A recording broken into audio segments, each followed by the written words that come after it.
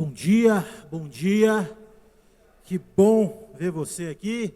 Deus abençoe. Mais um domingo, mais um tempo para nós meditarmos, nos debruçarmos, sobre esse livro fantástico, conhecido como Eclesiastes, o livro do pregador. Esse livro que nos faz pensar a vida, rever conceitos e nos traz maturidade para lidar com algumas situações. Hoje nosso tema, dentro desse tema maior, que é Eclesiastes, a vida real em um mundo caído. Hoje o nosso tema é simplicidade e felicidade. Então eu quero convidar você a abrir comigo a sua Bíblia, lá em Eclesiastes capítulo 4, versículo 1 ao 16. Você pode deixar sua Bíblia aberta nesse texto, nós vamos passar por todo esse texto. Eclesiastes capítulo 4, do versículo 1 ao 16. Abra comigo o texto bíblico.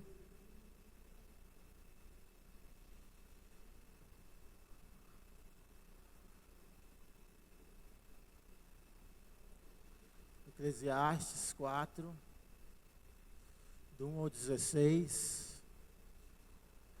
Que bênção, Nosso acampamento já está lotado, com as inscrições encerradas. Eu só fico triste quando o pastor vai dar o aviso, que ele não fala que quem vai estar pregando lá é um cara bonito, Eu só fico triste com isso, ele não leva isso para frente, essa ideia.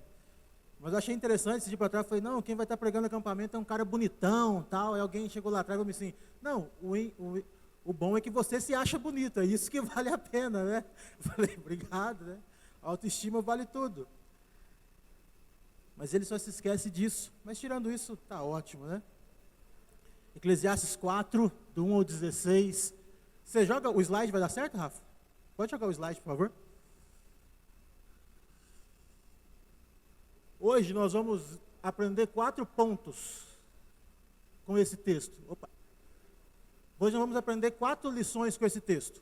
Primeiro, como lidar com a injustiça, como lidar com a inveja, como lidar com a solidão e como lidar com a arrogância. O nosso propósito hoje, nessa aula, é lidar com esses 4 tópicos. Nós poderíamos ter 4 aulas dentro desses 4 tópicos que estão muito envolvidos, muito ligados ao nosso dia a dia. Injustiça. Quem não tem que lidar com isso? A gente está lidando com isso todo dia, não é verdade? A injustiça, você vê pessoas no poder que fazem o que querem fazer e não sofrem com sequência alguma. E você vê pessoas mais frágeis que muitas vezes sofrem, e não tem defesa alguma. Quem não tem que lidar com a inveja? Quem não tem que lidar com a solidão, com o sentimento de solidão, com amigos, com as pessoas?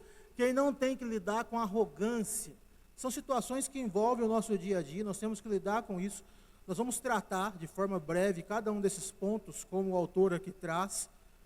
E eu espero, em nome de Jesus, que Deus possa falar ao nosso coração, possa abrir os nossos olhos para aquilo que Ele tem para nós, e com os olhos abertos nós possamos lidar de forma mais suave, de forma mais tranquila com essas situações que nos envolvem. Mas veja aqui então, Eclesiastes capítulo 4, vejamos o que Salomão diz aqui. De novo, voltei a minha atenção e vi toda a opressão que ocorre debaixo do sol. Vi as lágrimas dos oprimidos, mas não há quem os console. O poder estava ao lado dos seus opressores, e não há quem os console. Por isso considerei os mortos mais felizes do que os vivos, pois estes ainda têm que viver.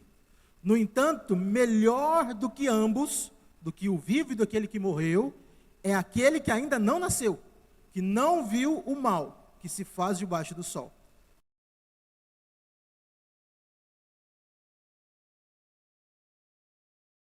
Descobri que todo trabalho e toda realização surgem da competição que existem entre as pessoas. Mas isso também é um absurdo. É correr atrás do vento. É vaidade, como outras versões dizem. Versículo 5. O tolo cruza os braços e destrói a própria vida. Melhor é ter um punhado com tranquilidade do que 2 punhados à custa de muito esforço e de correr atrás do vento. Descobri ainda outra situação absurda debaixo do sol. E agora ele conta uma parábola. Havia um homem totalmente solitário. Não tinha filho, nem irmão. Trabalhava sem parar. Contudo, seus olhos não se satisfaziam com a sua riqueza. Ele sequer perguntava: para quem estou trabalhando tanto e por que razão deixo de me divertir? Isso também é absurdo. É um trabalho muito ingrato. É melhor ter companhia do que estar sozinho, porque maior é a recompensa do trabalho de duas pessoas. Se um cair, o amigo pode ajudá-lo a levantar-se. Mas pobre do homem que cai e não tem com quem o ajude a levantar-se. E se dois dormirem juntos? Vão manter-se aquecidos. Como, porém, manter-se aquecido sozinho? Um homem sozinho pode ser vencido, mas dois conseguem defender-se. Um cordão de 3 dobras não se rompe com facilidade. Melhor é um jovem pobre e sábio do que um rei idoso e tolo, que não mais aceita a repreensão. O jovem pode ter saído da prisão e chegado ao trono, ou pode ter nascido pobre no país daquele rei. Percebi que ainda assim, o povo que vivia debaixo do sol seguia o jovem, o sucessor do rei. O número dos que aderiram a ele era incontável. A geração seguinte, porém, não ficou satisfeita com o sucessor. Isso também não faz sentido. É correr atrás do vento. Vamos orar? Pedir orientação do Senhor nessa manhã. Pai, como já orado e clamado aqui nessa manhã, nós pedimos a tua orientação, a iluminação do alto para poder lidar com o texto que está diante de nós. Nos ensina nessa manhã. Fala comigo, fala com os teus servos, me ajuda a expor o texto de forma clara, dinâmica. Abençoe teu servo para que os ouvidos estejam atentos e que juntos, ó Pai, nessa exposição, nós possamos estar mais perto do Senhor, adquirir um conhecimento que nos leve para mais perto do Senhor, ter sabedoria para lidar com as situações que envolvem diante de nós, a injustiça, a arrogância, a solidão, a soberba. Pai, no nome de Jesus, dá-nos sabedoria nessa manhã, dá-nos graça, traz paz, que todo incômodo seja repreendido no nome de Jesus e que o nosso coração esteja aberto para receber a tua palavra no nome de Jesus. Amém. Meus irmãos, então o primeiro ponto para nós tratarmos hoje, a partir desse texto, como lidar com a injustiça. Como lidar com a injustiça. E aí a primeira questão aqui que o autor traz é que nós vivemos em um mundo opressivo. Vivemos em um mundo cheio de lutas, de injustiças. Vamos voltar no versículo 1, olha só o que ele diz. De novo voltei a minha atenção e vi toda a opressão que ocorre debaixo do sol. Vi as lágrimas dos oprimidos, mas não há quem os console. O poder estava ao lado de seus opressores e não há quem os console. Veja que agora Salomão, ele passa a observar o mundo à sua volta.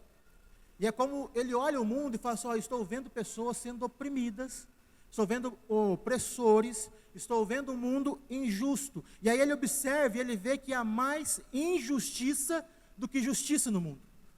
Ele observa e ele vê que há mais pessoas fazendo mal do que pessoas fazendo bem. Há mais pessoas andando de forma errada, vivendo de forma errada, do que pessoas procurando fazer o bem. Ele olha para o mundo e ele vai dizer assim, há mais pessoas sofrendo por fazer o bem do que sofrendo por fazer o mal. E aí, ele vai pensar, qual que é a conclusão então que ele chega? Será que vale a pena viver? Esse é o segundo ponto. Será que vale a pena viver nesse mundo? Porque ele olha e tem um monte de gente fazendo mal. E essas pessoas que estão fazendo mal, eles não sofrem nada, não tem consequência. E aqueles que estão fazendo bem, sofrem e não tem quem os ajude. E aí ele olha, será que vale a pena viver? Será que vale a pena viver nesse mundo cheio de injustiças, cheio de maldade, cheio de opressão? Sabe, talvez seja a sua dúvida. Você olha à nossa volta, às vezes chega no teu trabalho, você está dando sangue lá no teu trabalho. Está dando o teu melhor lá no teu trabalho. Você age de forma honesta, você não fala mentira, você chega no horário, você não faz fofoca, você dá o seu melhor. Talvez você dá além daquilo que você ganha. Você ganha X, mas você dá melhor, você faz mais, porque você teria que ganhar 2X.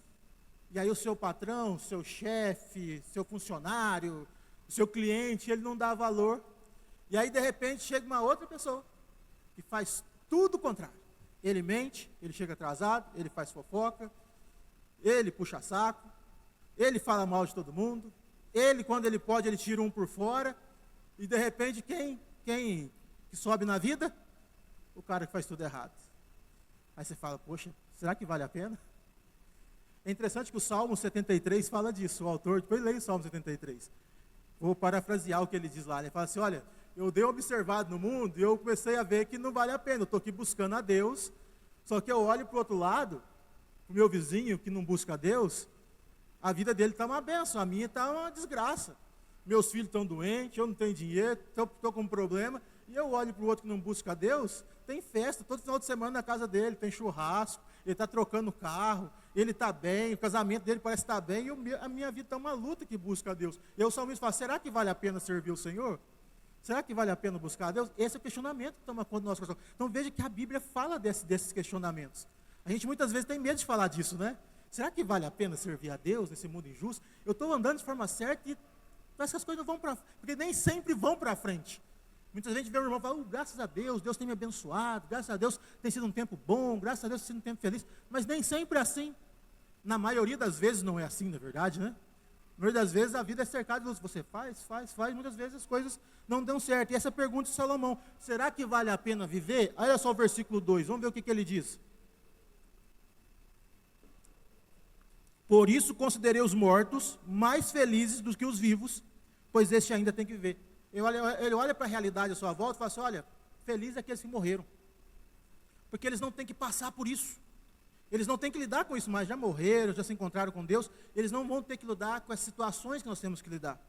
Mas ele ainda vai continuar, veja o versículo 3, ele vai dizer, no entanto, melhor do que ambos é aquele que ainda não nasceu, que não viu o mal que se faz debaixo do sol. Ou seja, a falta de justiça, ou a injustiça, gera em Salomão uma perspectiva ruim da vida. Pode ser, ó, felizes são aqueles que não nasceram. Aqueles que viveram, vivem uma vida de dor, dificuldade.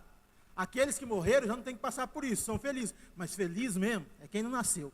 É quem não tem que lidar com isso. Tomara que não nasça, para não ter que lidar com essa vida cheia de dores, de injustiça, de dificuldade.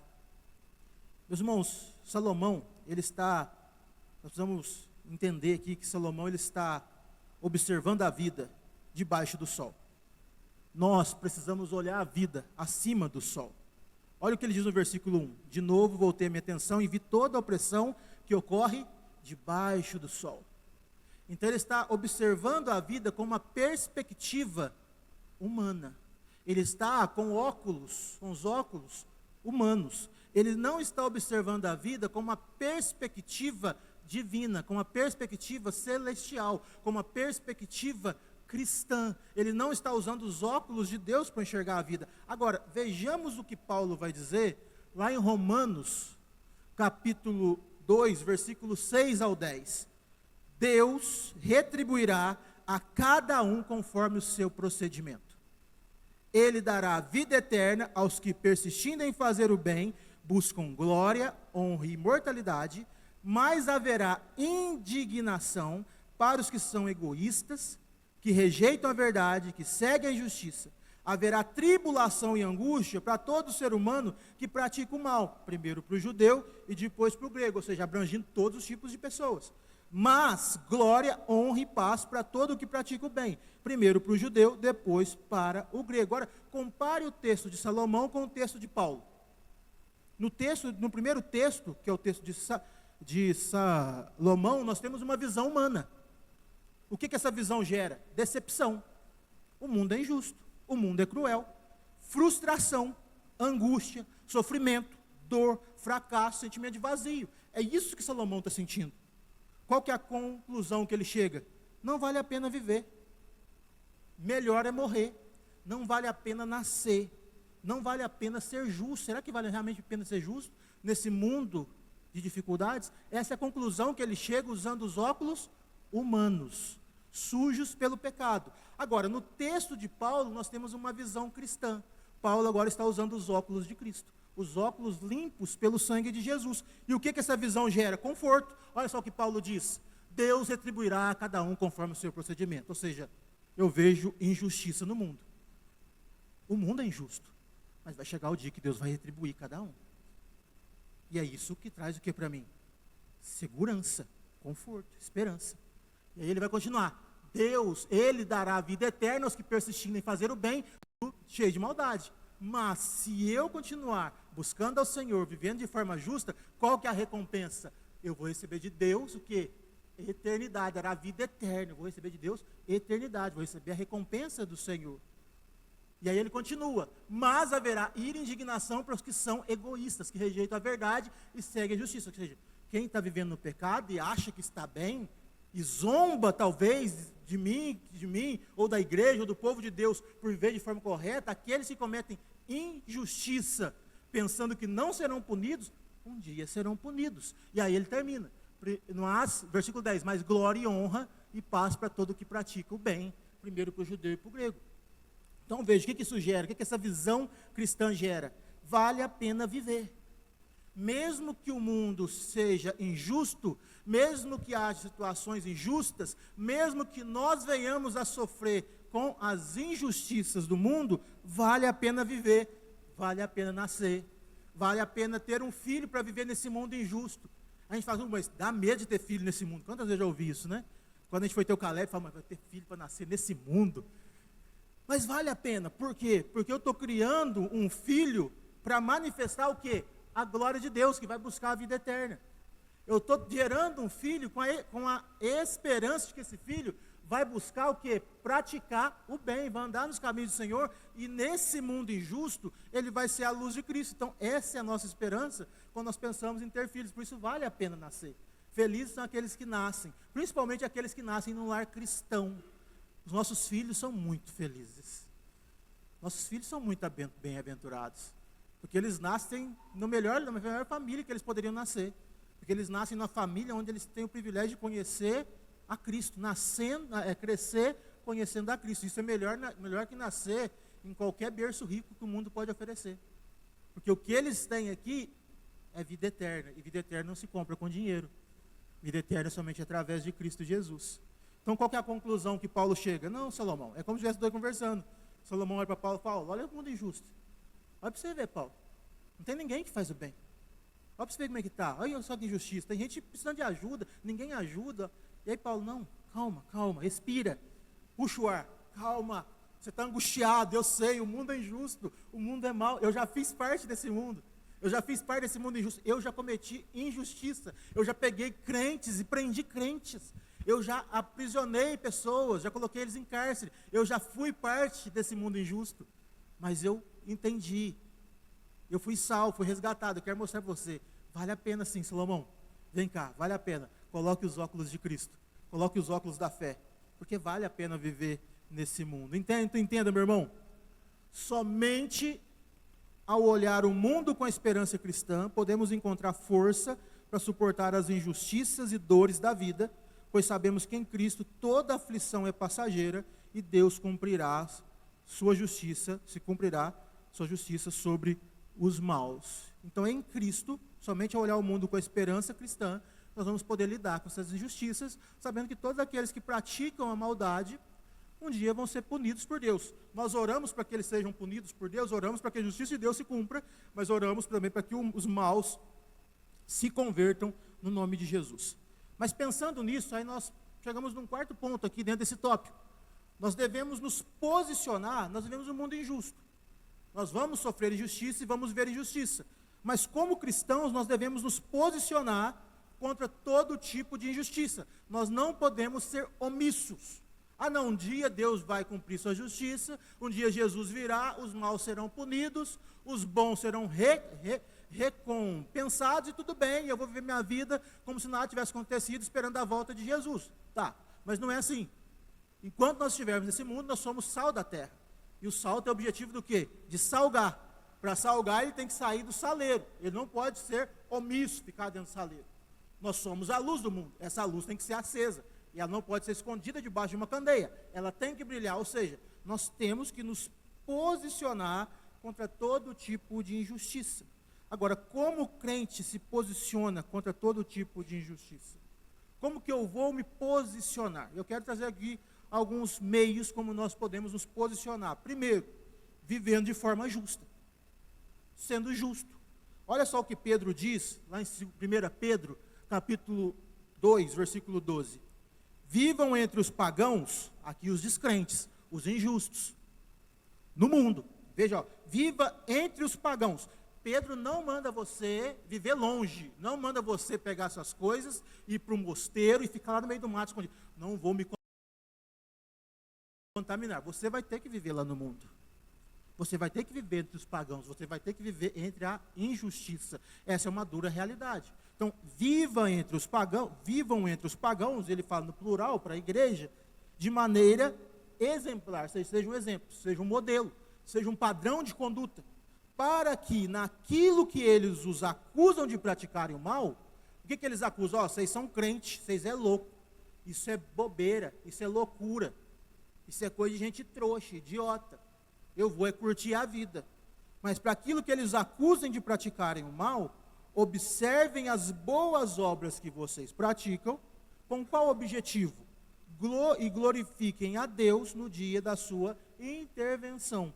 Então o que Pedro está dizendo aqui é o seguinte: o mundo diz que ser crente é algo ruim, mas através de uma vida justa, exemplar, tendo Cristo como padrão de conduta de vocês, devemos mostrar ao mundo que ser crente é bom. Ou seja, eles vão dizer, ó, ser é ruim, porque o mundo inverte os valores. Ser crente é ruim, viver no pecado é bom, eu vou curtir a vida. Mas o que nós vamos fazer? Olha, é bom sim. É bom abrir mão do pecado. É bom não mentir. É bom não roubar. É bom não trair a esposa. É bom andar de forma honesta. Porque eles vão ver isso em nós. Sabe um exemplo claro que nós vemos isso na Bíblia? Daniel, no seu livro.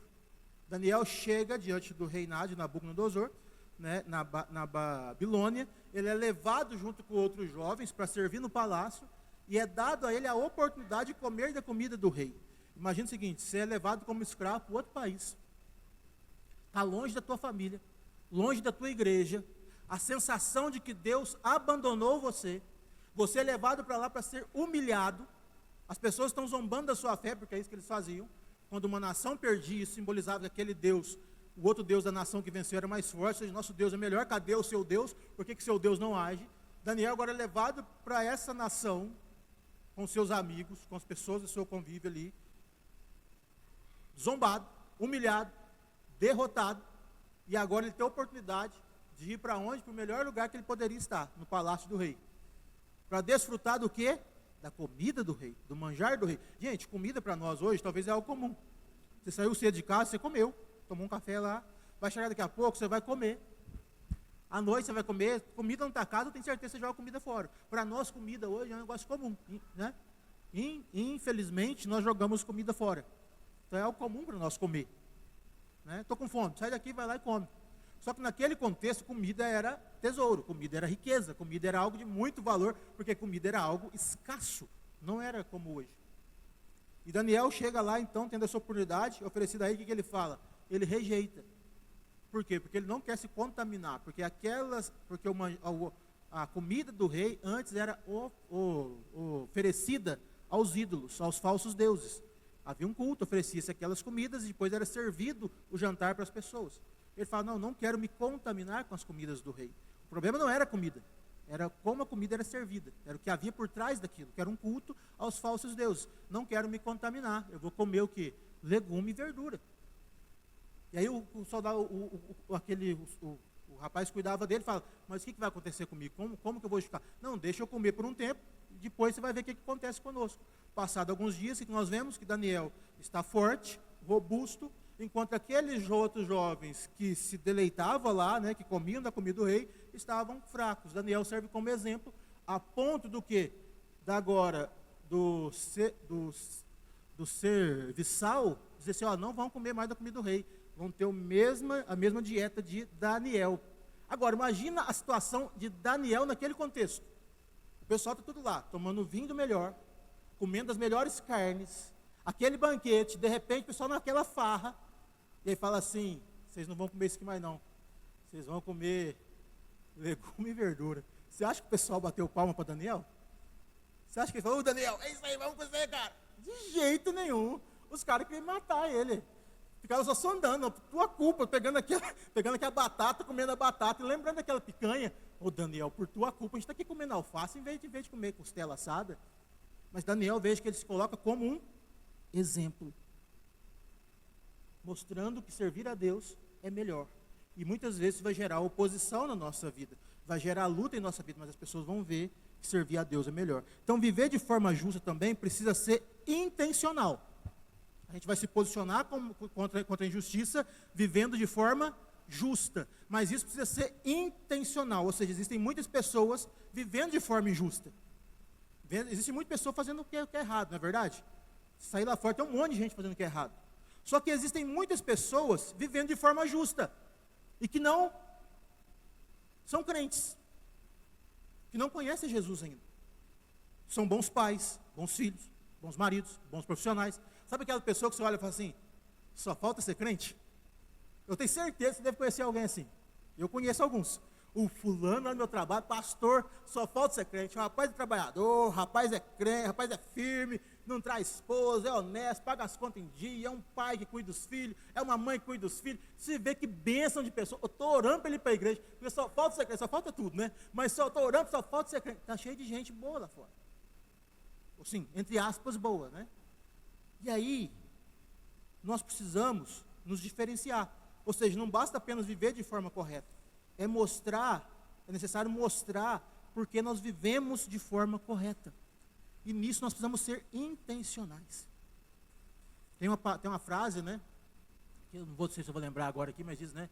Pregue a palavra, fale quando necessário. Né? Essa frase correu muito aí no meio gospel, evangélico. Pregue a palavra, fale quando necessário. Essa frase, eu entendo talvez no contexto que ela foi dita lá no passado, que era um contexto onde não podia se falar de Jesus. O autor, como alguns teólogos dizem, quando criou essa frase, ele vivia num contexto onde era proibido falar de Jesus, então ele vivia de uma forma que as pessoas pudessem conhecer Jesus. Mas não é o nosso contexto. A gente pode falar de Jesus. A gente tem o privilégio de abrir a igreja no domingo de manhã e falar de Jesus abertamente. A gente tem o privilégio de abrir a igreja 2 vezes na tarde, 5h30, 7h30, e falar de Jesus abertamente. A gente tem o privilégio de abrir as nossas casas, termos células, e falar de Jesus abertamente. Então, nós temos ainda a liberdade para falar de Jesus. Então, para nós, essa frase não tem muito sentido. Pregue a palavra, fale se necessário. Não, pregue a palavra, viva o evangelho e fale sobre o evangelho. Ou seja, você tem que ser intencional, você tem que falar para o mundo por que você vive da forma que você vive. E isso vem através de palavras. A pregação do evangelho, ela não consiste apenas em ações, mas consiste também numa palavra. Ou seja, palavra e ação têm que andar de mãos dadas. Então, como discípulos de Cristo, nós precisamos ser intencionais ao viver a vida para que o mundo entenda a nossa motivação e conheça quem governa o nosso coração. Nós somos discípulos de Jesus. Então nós precisamos ser intencionais para que as pessoas entendam a nossa motivação. Como que elas vão entender? Através da pregação. Como que eu me posiciono contra a injustiça? Vivendo de forma justa e falando para o mundo, pregando para o mundo com palavras, o porquê eu vivo de forma justa. Por que eu busco ser justo na minha forma de viver.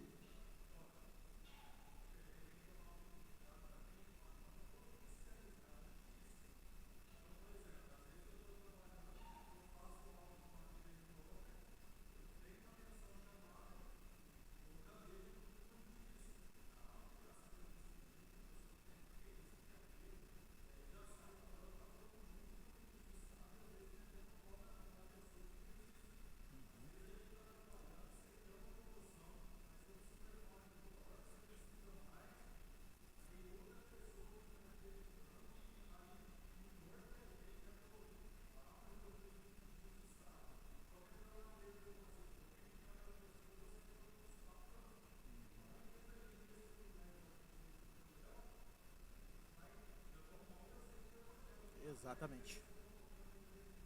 Exatamente. Exatamente. Muito bom.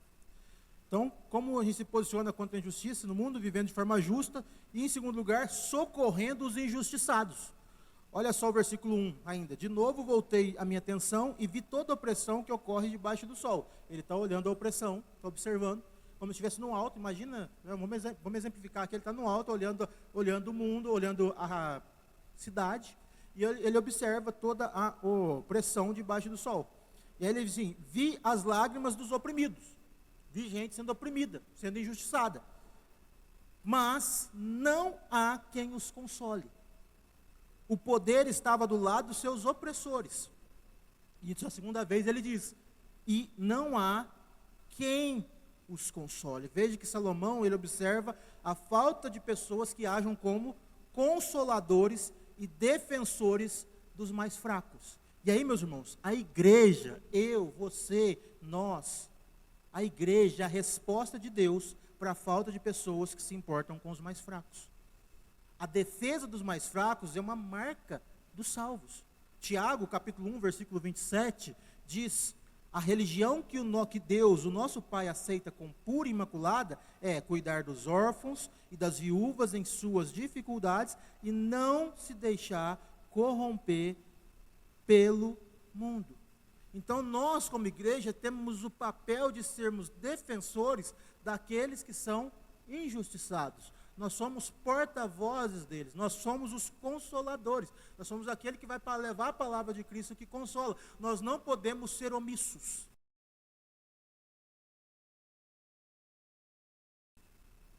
Vou compartilhar com vocês uma das maiores frustrações da minha vida. No mercado fazer uma compra.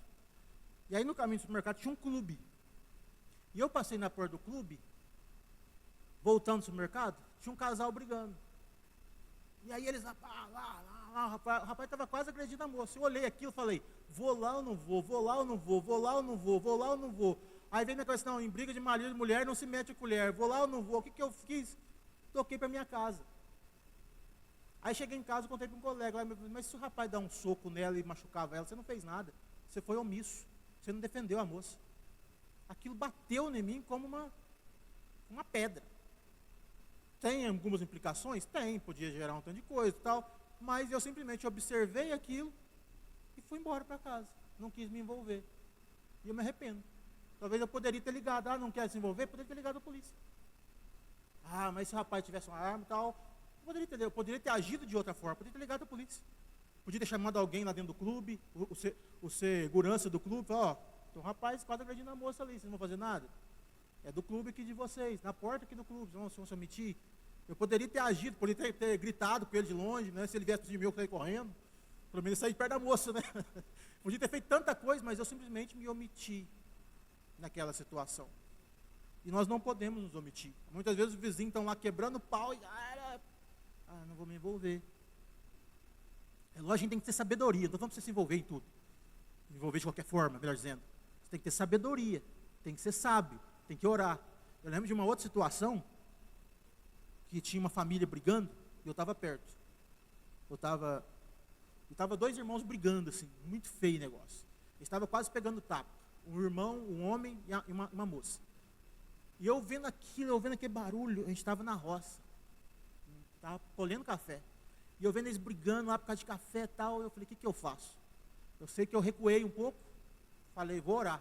E orei a Deus, falei, Deus, dá-me sabedoria. O que eu faço nessa situação?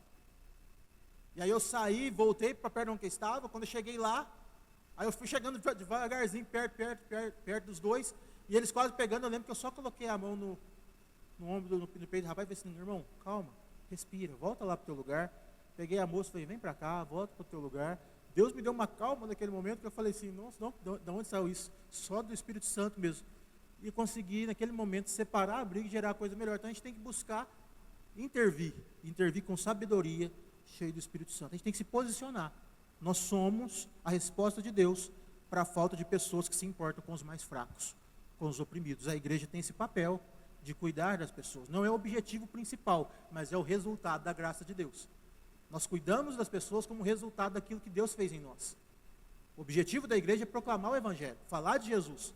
E um dos resultados, um dos meios de se fazer isso, é cuidando das pessoas, cuidando daqueles que são oprimidos, que são mais fracos. Então, como se posicionar contra a injustiça no mundo?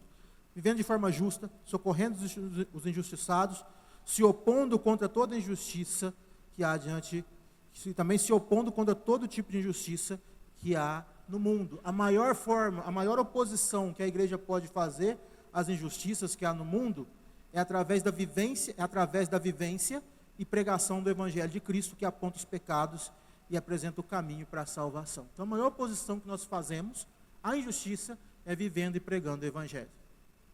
É importante o cristão se envolver com política? É importante. Eu acho que o cristão tem que se envolver com a política.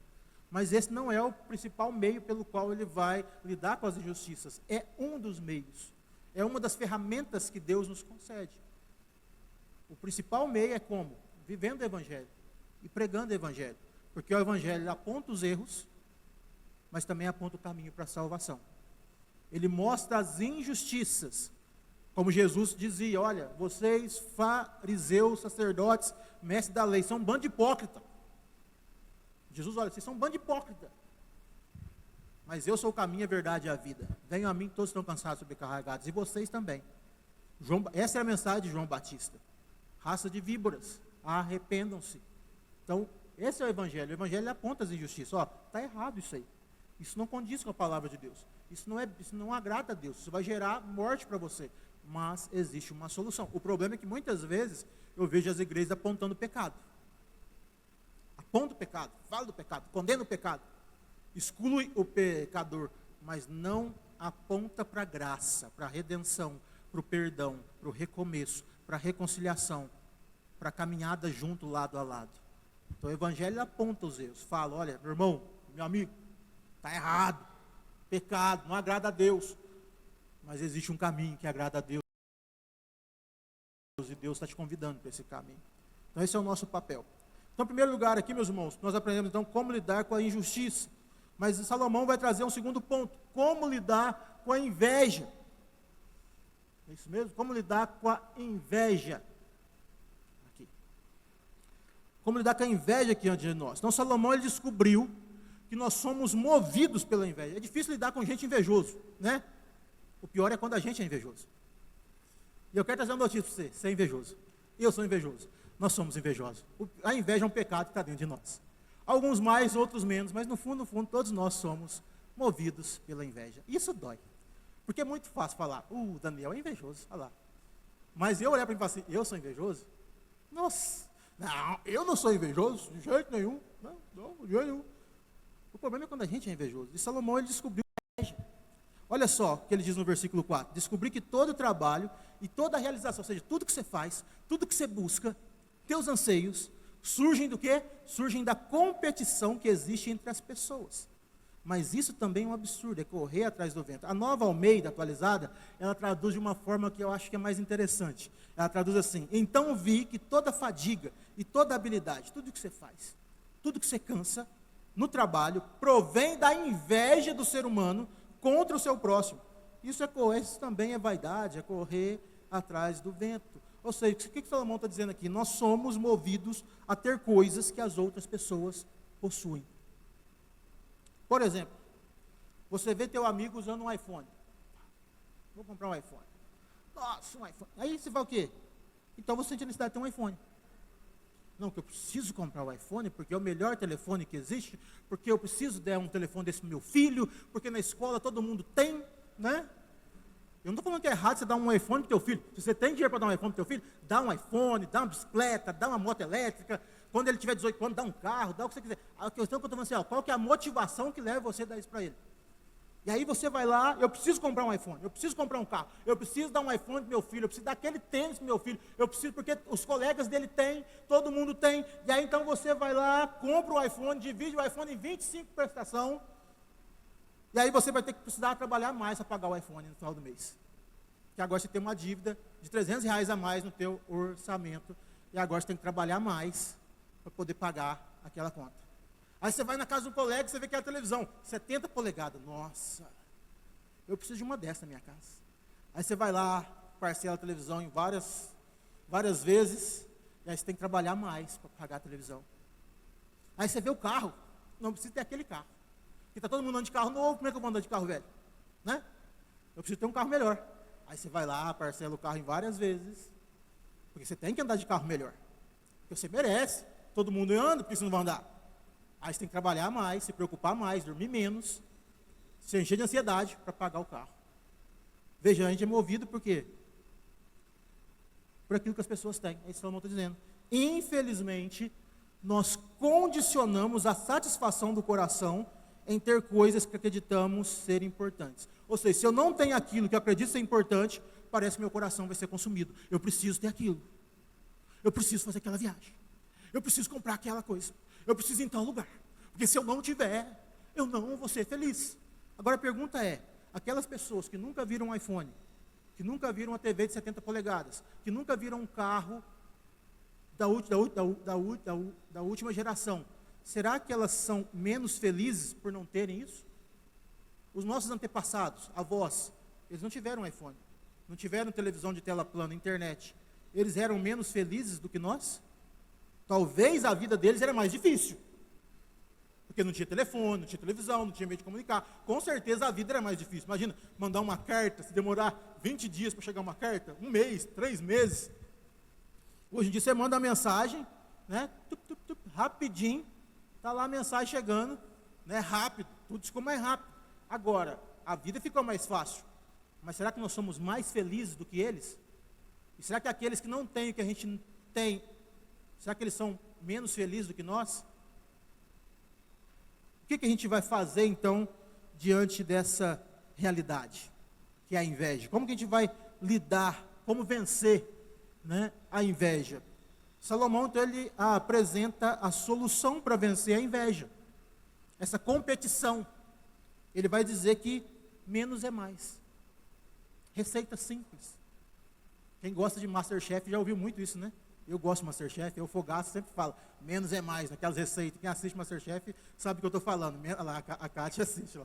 Menos é mais, faz uma receita mais simples. Não sei se é isso que ele está falando, menos é mais. Sabe aquele arrozinho, feijão, bife, batata frita, saladinha? É bom, né? Simples. Muitas vezes menos é mais. Menos é mais. Olha o versículo 6. Melhor é ter um punhado com tranquilidade do que 2 punhados à custa de muito esforço e de correr atrás do vento. O que ele está dizendo aqui? É melhor ter pouco e desfrutar de uma vida tranquila do que ter tudo e não ter paz.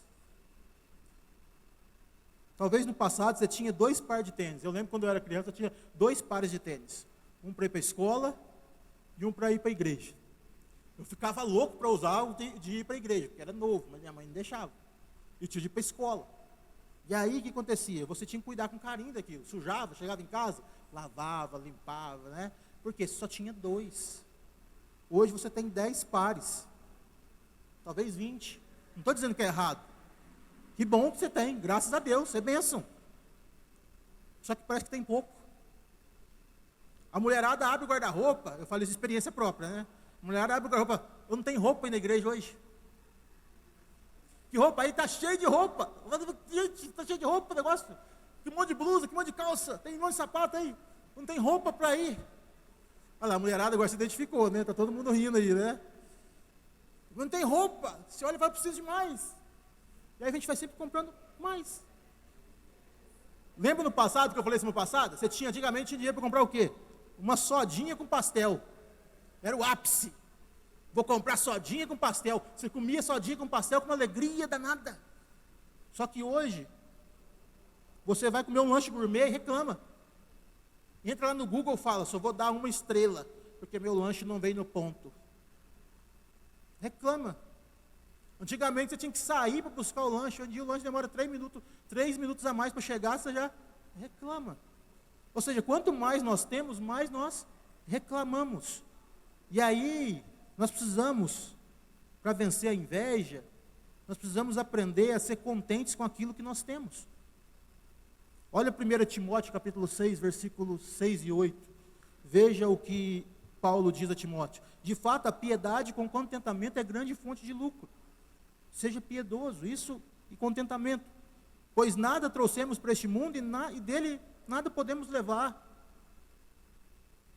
Por isso, tendo o que comer e o que vestir-nos, estejamos com isso satisfeitos. Aí eu faço uma pergunta agora sincera, eu quero que vocês me respondam. Por favor, levantando a mão. Quem aqui em casa tem o que comer e vestir? Pode levantar. Se você não tiver, a gente vai dar um jeito de providenciar para você ainda hoje. Quem tem o que comer e vestir? Todo mundo tem, né? Você agradeceu a Deus por ter uma casa hoje?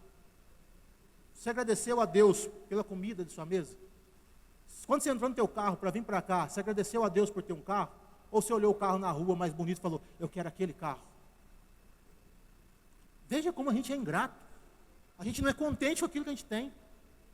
Mas só tem pão com manteiga de novo. Tem pão com manteiga, meu irmão.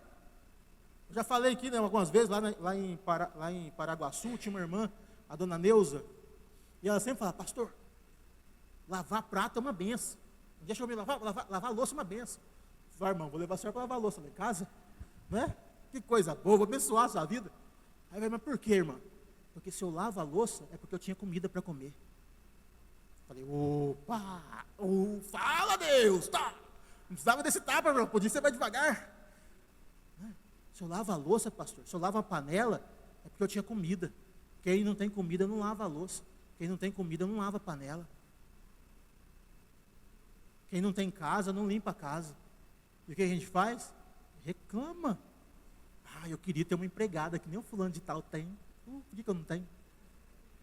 Você tem uma casa, meu irmão. O contentamento é o antídoto para a inveja. Quando você é feliz com o que tem, não se preocupa com o que o outro tem. Quando você é feliz com o seu carro, você não se preocupa se o outro comprou um carro zero. Você se alegra com ele. Quando você é feliz com a sua família, você não fica olhando a família do outro. Você é feliz, você celebra a Deus pela sua família. Então, o contentamento é o antídoto para vencer a inveja. E como eu encontro contentamento? Em Jesus. Eu encontro contentamento para ser feliz. E aí, o próprio Jesus disse: busquem, pois, em primeiro lugar o reino de Deus e a sua justiça, e todas essas coisas serão acrescentadas. Então, veja, meu irmão, aprendemos até agora como lidar com a injustiça, como lidar com a inveja, através de um coração contente. Lidamos com a injustiça usando os óculos de Cristo para viver nesse mundo injusto. Lidamos com a inveja tendo um coração contente. E como lidar com a solidão agora, que é um outro fator que assola o nosso coração. Versículo 7 ao versículo 12. E o ponto central do versículo 7 ao 12, se a gente fosse resumir numa frase, seria essa: nós não fomos criados para andar sozinho. A gente não foi criado. Quando Deus cria o homem lá em Gênesis, vai dizer: e não é bom que o homem esteja só. E aí um ponto muito importante aqui, quando a gente fala de solidão, a gente está falando de relacionamento. E o pecado, ele trouxe grandes prejuízos aos nossos relacionamentos. Vamos pensar no principal relacionamento que nós temos, que é o primeiro que vai existir, que Deus cria, que é o relacionamento entre homem e mulher. O relacionamento entre homem e mulher foi planejado para ser uma harmonia perfeita. Em Gênesis 2:18, Deus diz: o Senhor Deus disse ainda: não é bom que o homem esteja só. O homem estava sozinho. Deu nome para todos os animais. Ele olha para aquela criação e não tem ninguém que seja semelhante, porque o homem é superior a todas elas.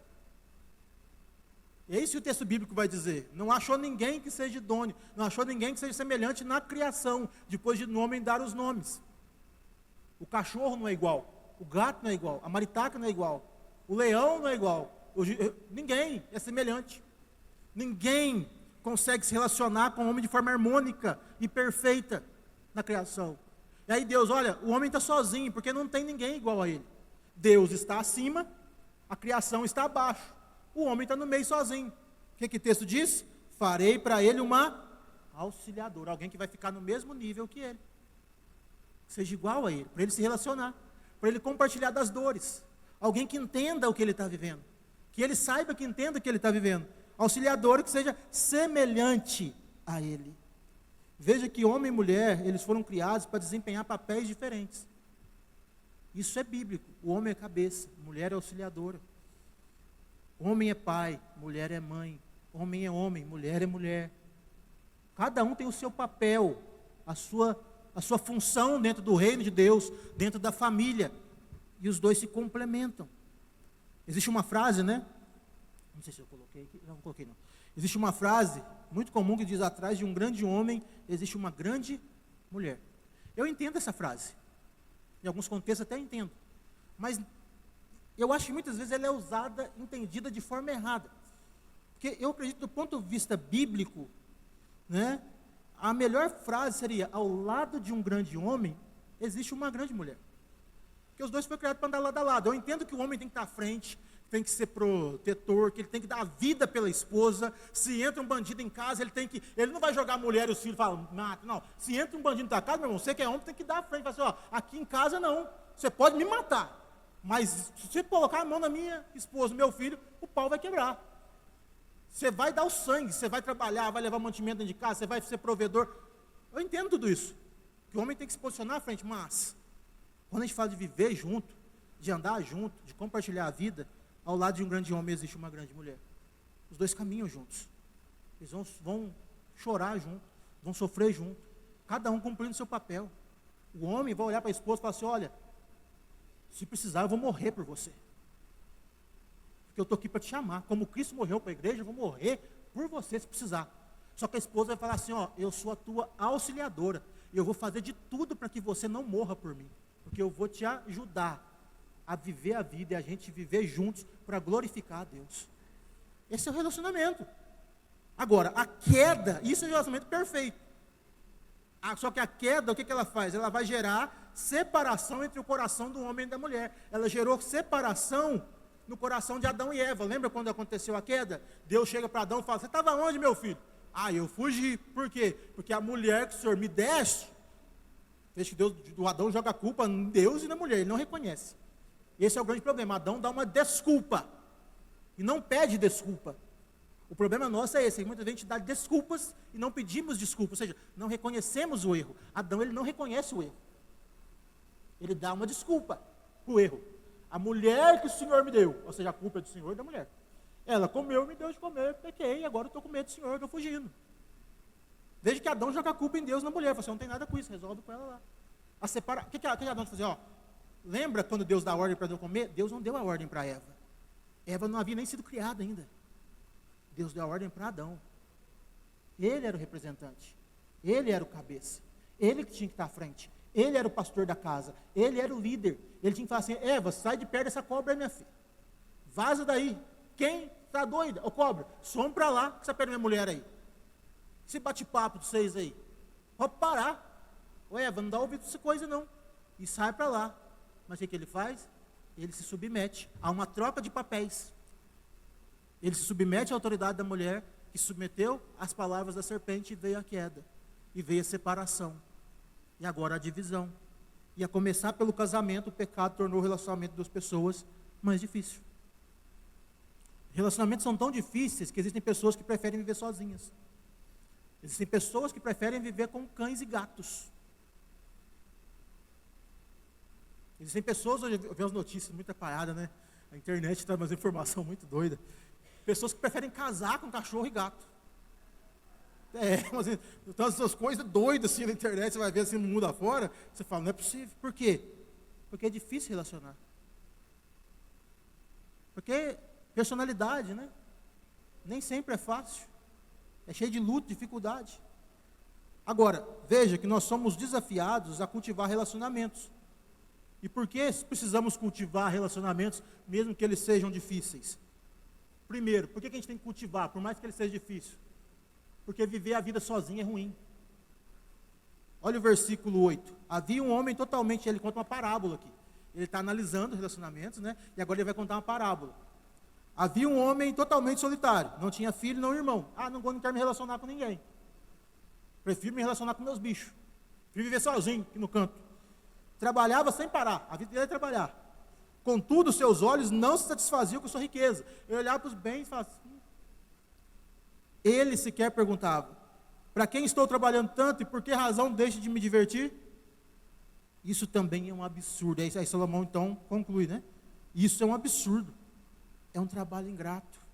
Ele está contando a história de um homem que trabalha, mas não tem com quem dividir, não tem com quem repartir, não tem esposa, não tem filho, não tem ninguém. Meu irmão, como é gostoso. Né? Muitas vezes a gente está lá em casa, e aí o Caleb pede sorvete, dete. Cadê o dete, papai? A gente dá dete para ele, ele fica lá. Eu falo, cara, vale a pena trabalhar. Só para ver essa cena. Você leva ele a algum lugar e ele está ali divertindo, a gente sai para divertir, para fazer alguma coisa, você fala, poxa, vale a pena. Você se encontra satisfação, viver sozinho é muito ruim. E aí, viver a vida com outras pessoas é muito melhor. Olha o versículo seguinte, versículo 9. É melhor ter companhia do que estar sozinho, porque maior é a recompensa do trabalho de duas pessoas. É melhor você ter alguém, viver junto, ter gente ao nosso lado é muito junto. Ter pessoas para andar ao nosso lado, torna a vida muito mais fácil.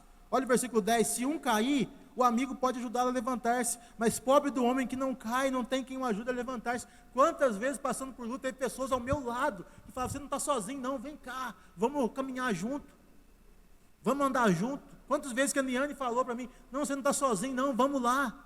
Outras pessoas no meu convívio, vamos lá. Quando você está fraco, a pessoa vai ali e te ajuda. Ter pessoas para andar ao nosso lado, ajuda em momentos difíceis também. Olha o versículo 11, e se dois dormirem juntos, vão manter-se aquecidos, como porém manter-se aquecido sozinho. Esse texto é interessante, porque muitas vezes ele é usado para falar sobre relacionamento entre marido e mulher, né? É melhor, se dois dormirem juntos, vão manter-se aquecidos, porém como manter-se aquecido sozinho. Esse texto é muito usado para falar relacionamento entre marido e mulher, só que Salomão não estava pensando nesse contexto de marido e mulher, porque naquele contexto, eles tinham que fazer viagens muito longas. E era o deserto, era calor de dia e um frio tremendo à noite. O que eles faziam então? À noite armavam as tendas e todo mundo dormia junto. Para quê? Para se aquecer. Ou seja, o texto aqui está falando sobre companheirismo na adversidade, na tentação e na tristeza. É muito importante nós termos ao nosso lado pessoas que aquecem o nosso coração em momentos escuros da vida. É importante você ter pessoas que vão no momento de dificuldade, que vai trazer uma palavra de conforto. Nós precisamos cultivar amizades cristãs que estejam dispostos a encarar esse mundo doente ao nosso lado. Pessoas que vão caminhar ao nosso lado. Ter pessoas ao nosso lado nos ajuda a enfrentar os inimigos. Um homem sozinho pode ser vencido, mas dois conseguem defender-se. Um cordão de 3 dobras não se rompe com facilidade. Esse versículo a gente usa muito quando vai ter uma cerimônia, né, de casamento, para falar sobre o cordão de 3 dobras, né? Marido, esposa e Deus. Essa aplicação ela é válida. Entenda, ela é válida. Mas não é isso que ele está falando também. O que Salomão está dizendo aqui é que a força do cordão de 3 dobras era um provérbio muito comum no mundo antigo. Era como se fosse 3 cordas, você pega 3 cordas e enrola as 3 cordas. 3 cordas enroladas é muito mais forte do que uma corda. É isso que ele está dizendo. Ou seja, se você tem amigos ao seu lado, pessoas ao seu lado, a vida vai se tornar muito mais fácil para você enfrentar, principalmente, os inimigos. Eu lembro uma vez na escola, a gente é moleque, escola muitas vezes você briga, né? Não briguem crianças na escola, tá bom? É só um exemplo que eu vou usar, mas não briguem crianças. E aí eu lembro que eu briguei com o menino. Aí ele falou assim, depois da aula eu te pego. Rapaz, pensa no caboclo que estava suando frio. Falei, o que eu vou fazer? Estou lascado. Olhei para um lado, olhei para o outro, falei, fulano de tal, grandão, fortão. O outro fulano de tal, falei assim, quando vocês saírem, eu vou sair junto com vocês dois, viu? Que eram pessoas que vinham no mesmo ônibus que eu da roça. A gente nem andava junto, mas era 2 brutamontes, né? Estudava lá, estava no 3º ano, eu estava no 6º ano. Molequinho, esmirradinho, né? Só cabeça e corpo, pesando 40 quilos, mundo na cabeça, magrinho, né? Eu vou andar, chegando, estava um de um lado, outro do outro, e eu lá subindo o morro. O cara só me olhando de longe. Aí os dois olharam para mim e falaram assim, o que você arrumou hoje na escola? Você brigou com quem? Você está subindo com a gente? Aí eu falei, eu briguei com fulano lá de tal lá, pode ficar tranquilo, que ele não vai chegar perto de você não. Aí pronto, aí eu estava até assim pro cara, assim, Por quê? O cordão de 3 dobras não rompe. É muito mais fácil, você tem amigo para te proteger. É isso que o texto está dizendo. Crianças, não briguem. Tá bom? Só um exemplo. Eu pedi perdão para Deus já, Deus me perdoou. Mas está entendendo o que eu estou dizendo? Quando você tem gente do teu lado, é mais fácil para você se defender, para se proteger. Fulano tem um monte de amigo. Vai lá. Ou seja, é importante nós construirmos relacionamentos saudáveis. Por que construir relacionamentos saudáveis? Viver a vida sozinho é ruim. Viver a vida com outras pessoas é melhor. Ter pessoas para andar ao nosso lado torna a vida mais fácil. Ter pessoas ao nosso lado nos ajuda em momentos difíceis. Ter pessoas ao nosso lado nos ajuda a enfrentar os inimigos. E como construir relacionamentos saudáveis? Lembra que a queda tornou os relacionamentos mais difíceis? A queda tornou os relacionamentos mais tóxicos. A queda gerou uma inversão de valores. É o homem querendo ocupar o lugar da mulher, a mulher querendo ocupar o lugar do homem, filhos querendo ocupar o lugar dos pais, pais querendo ocupar... A queda gerou tudo isso, a queda dificultou. A queda gerou injustiças, a queda gerou inveja, a queda gerou solidão. Mas a boa notícia é que através da sua morte e da sua ressurreição, Jesus ele arranca o mal pelas raízes. Você veja, através de Jesus, nós podemos ter um coração restaurado e podemos cultivar relacionamentos saudáveis.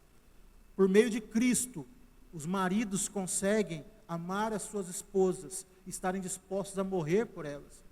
Por meio de Cristo, as esposas se submetem aos seus maridos por amor a Cristo, para abençoá-los.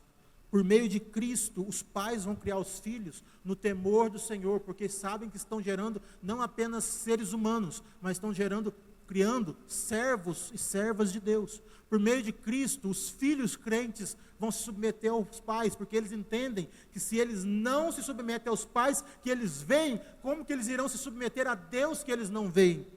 Por meio de Cristo, nós podemos ser igreja, podemos ter pessoas ao nosso lado, pessoas que vão nos auxiliar em meio às lutas e dificuldades da vida. E por meio de Cristo nós encontramos uma família na fé, na qual nós temos irmãos e irmãs, pais e mães que nos auxiliam, nos acolhem no tempo da dor.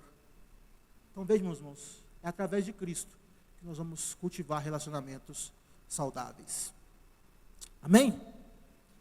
Eu vou parar por aqui, 10h30 vai ficar o último ponto para outro momento, mas eu acho que a gente já deu para aprender alguns pontos importantes. Amém? Vamos orar? Alguém tem alguma colocação para fazer? Não? Amém. Vamos orar então, colocar o nosso coração diante de Deus. Talvez você se identificou com alguma dessas coisas que eu falei. Injustiça. Talvez tenha vivido um contexto de injustiça no teu trabalho. E é muito importante você pensar naquilo que o Fábio falou. Será que você está sendo injustiçado? Ou será que aquilo que aconteceu realmente você merecia que acontecia com você? Deveria acontecer com você. Mas talvez você está vivendo um contexto de injustiça. Talvez você se esforçou e está sendo injustiçado. E você não merece realmente. Talvez você está vivendo um contexto de inveja.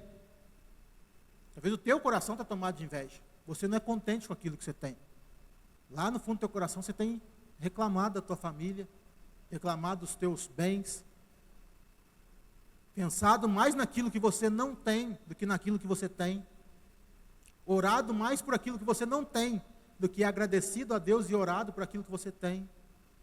Talvez você tenha vivido num contexto de solidão, está cercado de pessoas, mas no fundo você está sozinho, se sente sozinho. Porque você foi ferido, foi machucado, foi traído, foi abandonado, tem medo de se relacionar. Mas em Cristo Jesus nós podemos construir relacionamentos saudáveis. Eu quero convidar você a colocar a sua necessidade diante de Deus. Deus é aquele que nos ajuda a viver de forma justa e a encontrar justiça no mundo caído. Deus é aquele que nos liberta da inveja, tanto daquela que está dentro do nosso coração, quanto daquela que está no coração das pessoas à nossa volta. Deus é aquele que nos ajuda a lidar com a solidão, nos dando amigos e nos ensinando a amar e a abrir nosso coração. Pai, nós queremos te agradecer nessa manhã, pela tua fidelidade, pelo teu amor, pela tua graça, pela tua bondade. Queremos te agradecer, Deus, porque o Senhor é Deus presente e nos ensina, nos aconselha, nos aponta o caminho para viver uma vida que glorifica o teu nome. E hoje aprendemos aqui, Deus, princípios importantes. Como lidar com a injustiça, como lidar com a inveja, como lidar com a solidão. Nós pedimos no nome santo de Jesus, no nome de Jesus, que o Senhor nos dê força, sabedoria para lidar com cada situação dessa. Nesse mundo injusto, Pai, nos ajuda a ser justos, corretos, nos ajuda a sermos exemplos, a não sermos omissos. Nesse mundo cercado pela inveja, onde a inveja é uma marca, e muitas vezes um pecado que está dentro do nosso coração, que está no nosso coração, nos ajuda a libertar desse pecado, cultivando no lugar um coração contente, alegre. Nos ajuda no nome de Jesus, Deus, a construirmos relacionamentos saudáveis, pessoas que vão nos abençoar, pessoas que vão ser bênção, e nós também sejamos bênção na vida dessas pessoas. Pai, vai ao encontro de cada um dos teus servos aqui, respondendo aos seus clamores, perdoando os pecados, transformando os nossos corações, no nome de Jesus. E agora nós queremos te agradecer por esse momento que vivemos juntos aqui, te agradecer pela tarde que teremos, Pai, clamar também para que sejamos uma tarde abençoada, tenhamos um almoço abençoado com nossos familiares, e que no nome de Jesus possamos voltar hoje à noite para celebrar mais um aniversário da nossa igreja, contentes, alegres, por tudo que o Senhor tem feito em nossa vida, Pai. Nós te louvamos, te agradecemos, em nome de Jesus. Amém, amém, amém. Deus abençoe, vá em paz, tenha um ótimo domingo abençoado, dê um abraço em pelo menos umas 25 pessoas aí, e até a noite, se Deus quiser.